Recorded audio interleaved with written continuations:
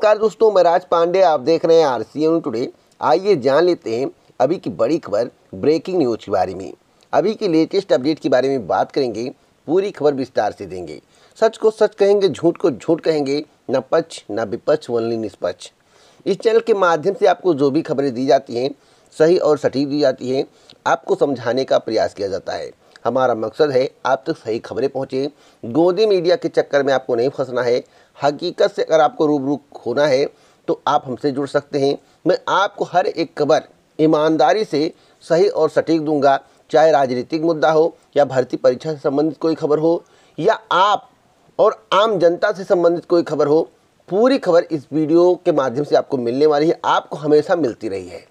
सबसे पहले मैं बात करूंगा नई प्राथमिक शिक्षक भर्ती को लेकर। एक खबर खूब वायरल हो रहा है सिद्धार्थनगर के समाचार पत्र में, यानी कि सिद्धार्थनगर जिले का जो एडिशन होता है, जो छपता है समाचार पत्र में, उसमें एक खबर था 29,000 पदों को लेकर, जैसा कि मंत्री जी ने बयान दिया है। ऐसा बताया जा रहा है। मैं आपको बताना चाहता हूं, मंत्री जी ने 29,000 पदों पर भर्ती की बात नहीं कही है। उन्होंने कहा है कि शिक्षा मित्रों के 1,37,000 पद थे, लगभग 1,21,000 पद भरे जा चुके हैं। 68,500 शिक्षक भर्ती में जो रिक्त पद थे उसे भी भरने की प्रक्रिया जल्द शुरू की जाएगी। 6,000 पदों पर जो आरक्षण की विसंगति थी उसे दूर की जाएगी। जूनियर हाई स्कूल शिक्षक भर्ती की प्रक्रिया जल्द ही आगे बढ़ेगी। तो कुल मिलाकर वर्तमान सरकार ने 1,50,000 यानी कि 1.5 लाख पदों पर भर्ती करने का काम किया है, जो कि बेसिक की है। मैं ईमानदारी से आपको खबर बता रहा हूँ, हकीकत क्या है। उन्होंने ये नहीं कहा है कि हम 29,000 पदों पर भर्ती का विज्ञापन जारी करने जा रहे हैं। जिस चैनल के माध्यम से आपको बताया जा रहा है, आपको मूर्ख बनाया जा रहा है। उन्होंने कहा है कि हमारी सरकार ने लगभग 1.5 लाख शिक्षकों के पदों पर भर्ती की है। तो 1,21,000 पहले हो चुका है, 6,000 पर होने जा रहा है। 17,000 पदों पर भर्ती का विज्ञापन जारी होगा। इधर जूनियर हाई स्कूल शिक्षक भर्ती की प्रक्रिया चल रही है। तो उनका कहना है कि लगभग 1.5 लाख पदों पर भर्ती हुई है। तो 1,21,000 में 29,000 जोड़िए, बताइए कितना होता है। 1,21,000 में 29,000 जोड़ लीजिए, बताइए कितना होता है। 1.5 होता है या नहीं होता है? आप बताइए, कमेंट बॉक्स में बताइए कि 1.5 लाख होता है या नहीं होता है। तो भैया 29,000 पदों पर भर्ती का विज्ञापन जारी होने वाला नहीं है। जो आपको बता रहा है, जो व्यू बढ़ा रहा है, जो प्रचार प्रसार कर रहा है, मैं उन सभी से निवेदन करना चाहता हूं कि इन प्रतियोगी छात्रों को, युवाओं को, बेरोजगारों को सही जानकारी दीजिए।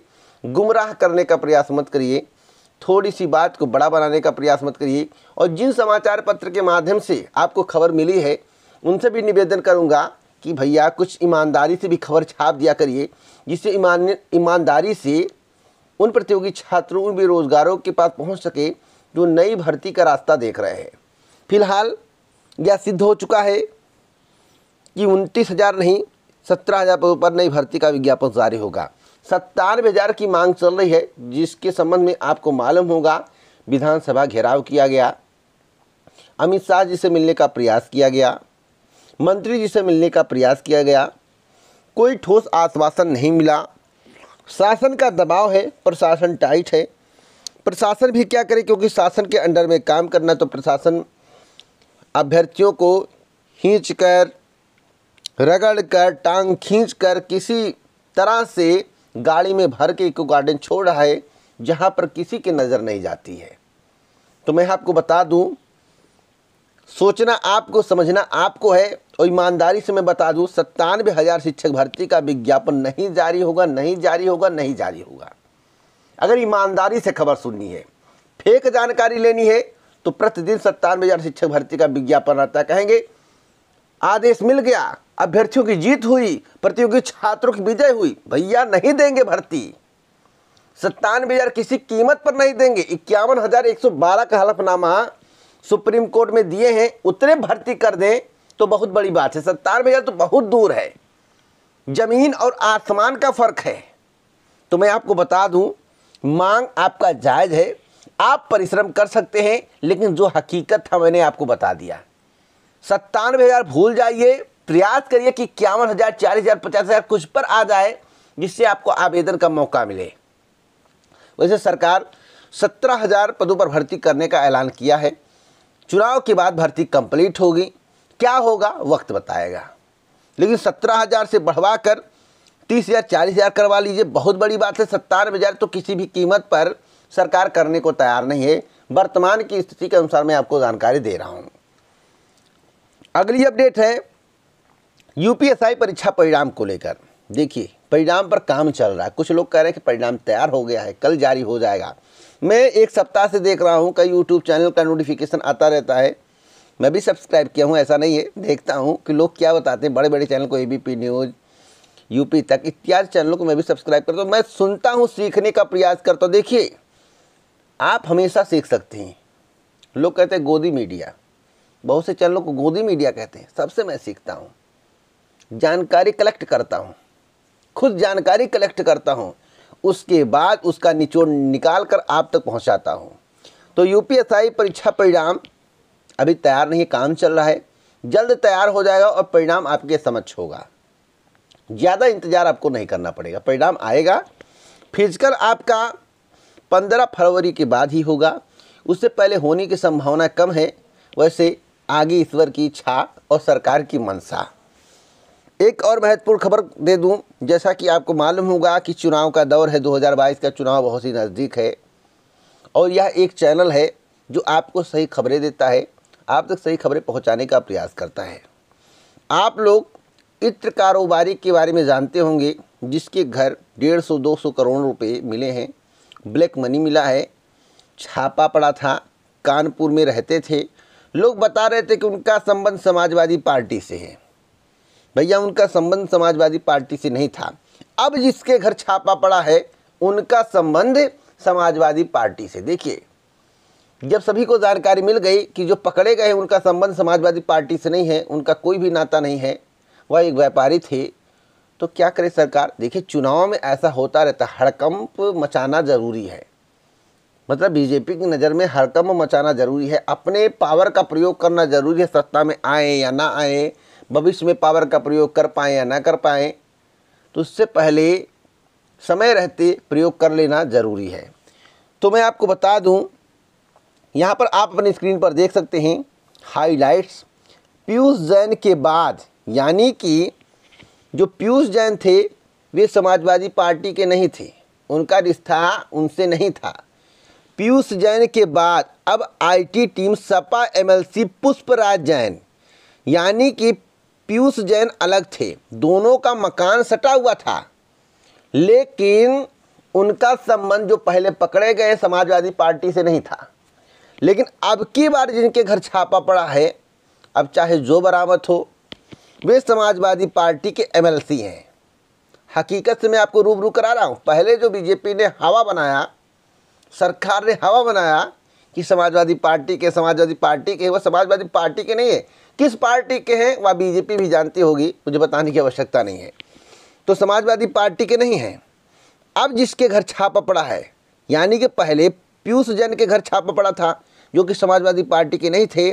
जब यहाँ पे काम नहीं बना, कुछ मुद्दा नहीं उठ पाया, दूध का दूध और पानी का पानी हो गया, क्योंकि सोशल मीडिया पर कई ईमानदार चैनल हैं।